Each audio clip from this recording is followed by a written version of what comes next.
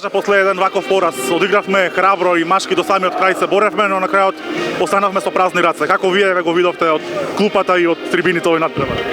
Па видовте и сами дека изгинавме на овој надпревар, бевме добро подготвени, игравме сите можни зони, го надокнадивме тоа што го немаме Димитар Узунчев.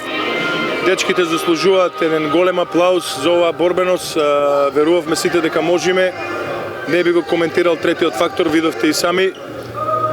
Ние одиме напред, се надеваме дека ова нема да влијае на нас од третиот фактор на наредните утакмици. Се надевам дека сте задоволни тоа што го покажавме и од утакмица ќе растеме.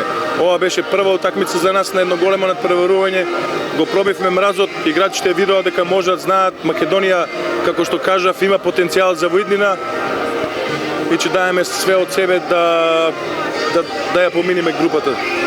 Дали можеби оној период во вториот дел кога се враќавме во голема негатива и имавме шанса за -1 и -2, на два пати се случи тоа, не погодивме, дали можеби и тоа на крат би можеле да се радуваме ако погодевме тогаш? Не, малку неискуството дали беше во сепак оваа игра не може да гледаме на секоја наша грешка или на нивна грешка. Тоа е ден, сите сакаат да дадат гол, сите сега беа со желба да победат, тоа се едноставно моменти. Имавме можеби 2-3 технички грешки во вториот дел како тргнавме, но видовте и сами дека се вративме на 4-5 разлика и прво и второ полувреме и доколку им дозволеа барем малце да имавме по-храбра игра.